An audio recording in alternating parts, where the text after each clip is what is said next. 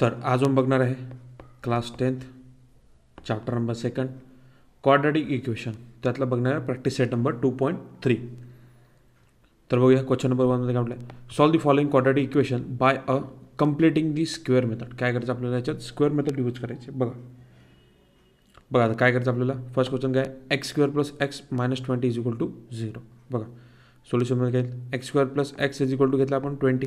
ठीक आहे, आपण काय करून घेतलं पहिले, याला A plus B plus C is equal to 0 या फॉर्ममध्ये आपण लिहून घेतलेलं आहे. ठीक आहे, मग काय केलं आपण, याला थर्ड टर्म केली इज इक्वल टू काय, तर 1/2 multiply by coefficient of x square. ठीक आहे, काय करायचं आता बघा, bracket 1/2 multiplied by 1 square is equal to आपला काय होतं, हा आहे 1/2चा स्क्वेअर इज इक्वल टू काय येणार आहे, तर 1/4 येणार आहे.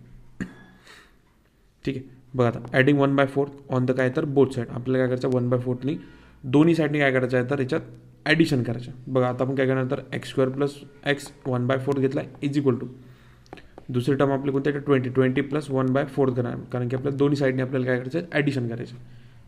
नंतर x plus 1/2 is equal to घेतलं आपण काय इथे येतं, इथे 18 plus 1/4 is equal to 18 plus 1 येते आपलं 81 आणि डिवायडेड बाय 4.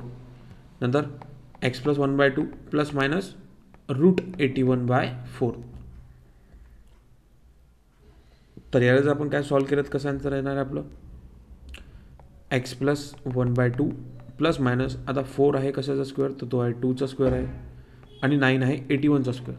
ओके, म्हणून काय घेतलं आपण 9/2 घेतलेला आहे. नंतर x plus 1/2 is equal to 9/2 or किंवा आपण काय म्हणू शकतो, x plus 1/2 is equal to minus 9/2.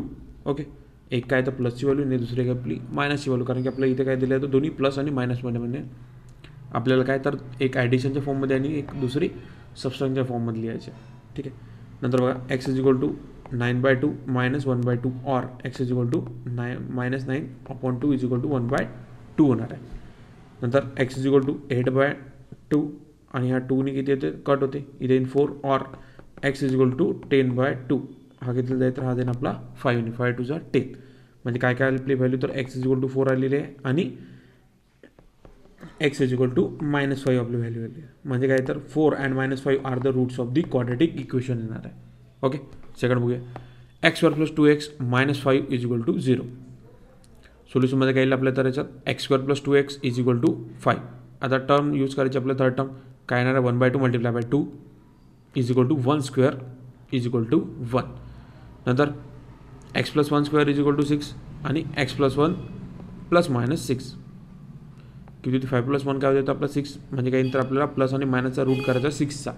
Okay, म्हणजे काय नाही, तर x plus 1 is equal to root 6 or x plus 1 is equal to minus root 6 येणार आहे. म्हणजे किती, तर x is equal to root 6 minus 1 or x is equal to root 6 minus 1. दोन्ही याची व्हॅल्यू काय येणार सारखी. म्हणजे काय काय आलं, तर आपलं root 6 minus 1 and the root 6 minus 1 or the root of the quadratic equation येणार आपल्या. थर्ड बघूया, m square minus 5m is equal to -3. Third term काय येणार, तर आपली 1/2 multiplied by 5 square is equal to 5/2 square is equal to काय येणार, तर 5/2चा स्क्वेअर केला तर किती, 5चा स्क्वेअर होतो आपला 25 आणि 2चा स्क्वेअर होतो आपला 4. म्हणजे काय येणार, तर adding 25/4 on the both side. काय करायचं, तर आपल्याला 25/4ला काय करायचं आहे, दोन्ही साईडने काय करायचं, तर आपल्याला काय करायचं आहे, ॲड करायचं. ओके, बघा काय करायचं आहे, m square minus 5 plus 25 divided by 4 is equal to -3 plus 25 minus divided by 4.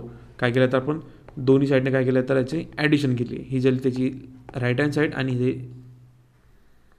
ही झाली त्याची राईट हँड साईड आणि ही झाली त्याची लेफ्ट हँड साईड. ओके, बघा आता काय करायचं आहे, m-5/2 square is equal to 12 plus 25 आणि डिवायडेड बाय होईल आपला 4. कारण की हे कसं आलं, 4 3 झालेलं 12 आपला. ओके, म्हणून काय आला -12 प्लस 25 आणि डिवायडेड बाय 4 केला.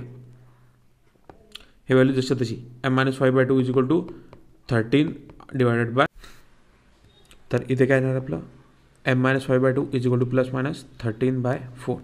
म्हणजे m-5/2 is equal to plus minus root 13/2. म्हणजे आन्सर किती लागतं, m is equal to -5/2 is equal to root 13 आणि डिवायडेड बाय 2. ऑर कोणतं घेऊ शकतो आपण याच्यात, तर m is equal to -5/2 is equal to root 13 divided by 2. म्हणजे आपला आन्सर काय काय येणार इथे तर m is equal to √13 divided by 2 plus 5/2 किंवा m is equal to minus √13 divided by 2 म्हणजे किती तर 5 + 2 येईल. म्हणजे आपण काय केलं त्या दोन्ही व्हॅल्यू काय तर आपल्या सेम येतील. म्हणजे आपले रूट काय निघाले तर √13 + 5 डिवायडेड बाय 2 आणि मायनस √3 + 5 डिवायडेड बाय 2 असे काय तर आपले क्वाड्रॅटिक इक्वेशन आले. फोर्थ बघा 9y² minus 12y + 2 is equal to येणार आपला 0. म्हणजे सोल्युशनमध्ये काय नंतर 9y² minus 12y is equal to -2.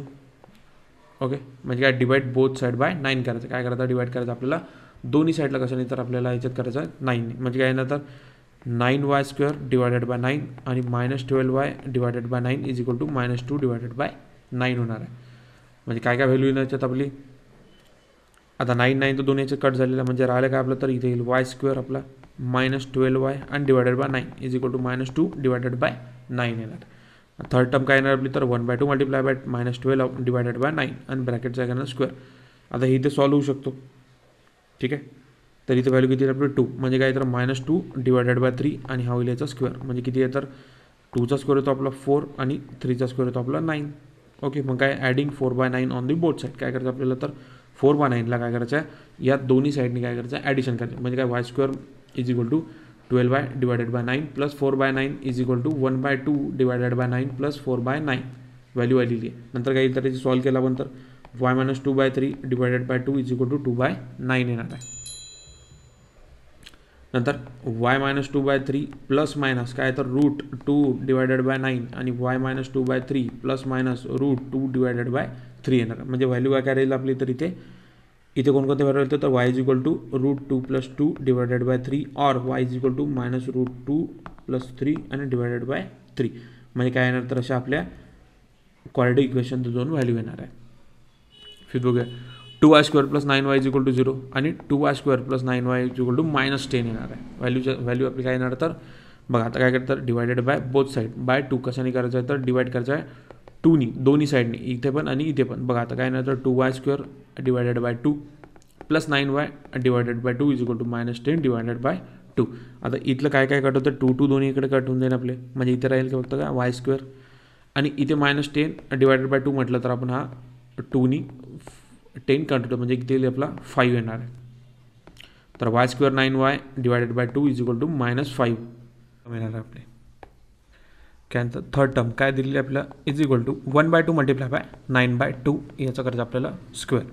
नंतर 9/4 याचा पण स्क्वेअर करायचा म्हणजे 9चा स्क्वेअर किती येणार आपला तर 81 आणि 4चा स्क्वेअर आपला येतो 60. ठीक आहे नंतर adding 81 divided by 16 on the both side काय करायचं आपल्याला तर 81/60ला कसं येतं दोन्ही साईडनी काय करायचं तर डिवाइड करायचं ॲडिंग करायचं. ओके काय करायचं आहे तर ॲडिंग करायचं दोन्ही साईडनी 81/60ला.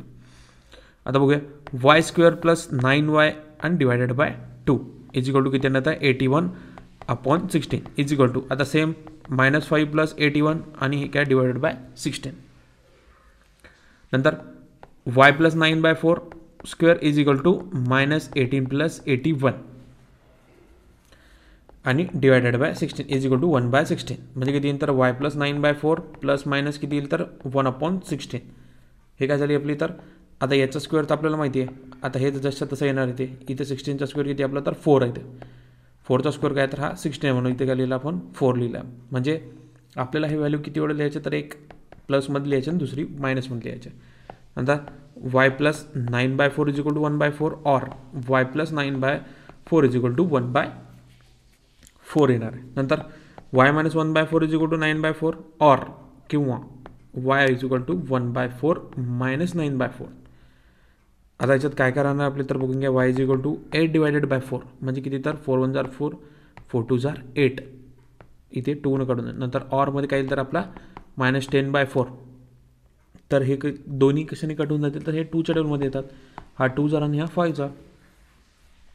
म्हणजे आपल्याला काय काय व्हॅल्यू मिळालेली आहे तर y इज इक्वल टू -2 आणि y is equal to -5 divided by 2 भेटलेले आहे. ठीक आहे म्हणजे आपल्या दोन्ही व्हॅल्यू निघाल्या. एक आहे -2 आणि दुसरी आहे -5/2. हे काय तर रूट्स ऑफ कशाचे आहेत तर हे क्वाड्रॅटिक इक्वेशनचे आहे.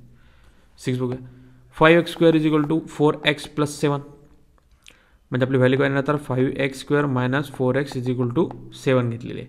आता डिवाइड बोथ साईड कशाने करायचं, 5ने करायचे आपल्याला. नंतर 5x स्क्वेअर आणि divided by 5 minus 4x divided by 5 is equal to 7/5 येणार आहे.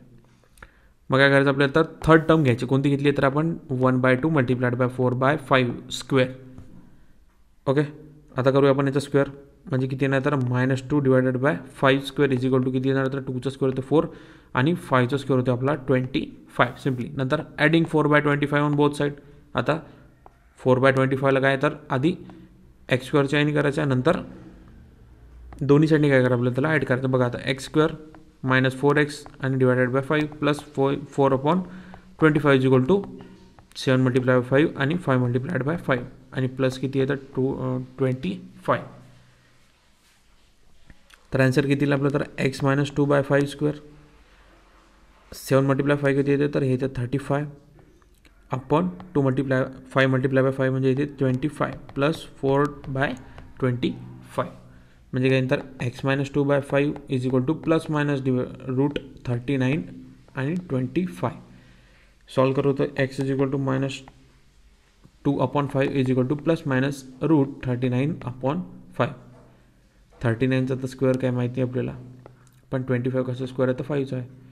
म्हणजे काय तर x minus 2/5 is equal to √39/5 और x 2/5 √39/5. ठीक आहे, म्हणजे आपली व्हॅल्यू जशी तशी आलेली आहे. काय आली तर x is equal to √39 plus 2 आणि /5 और x is equal to √39 plus 2/5. हे झालं आपल्या दोन व्हॅल्यू, एक प्लसमध्ये येईल दुसरी मायनसमध्ये. म्हणजे काय तर roots of the quadratic equation भेटलेलं आहे.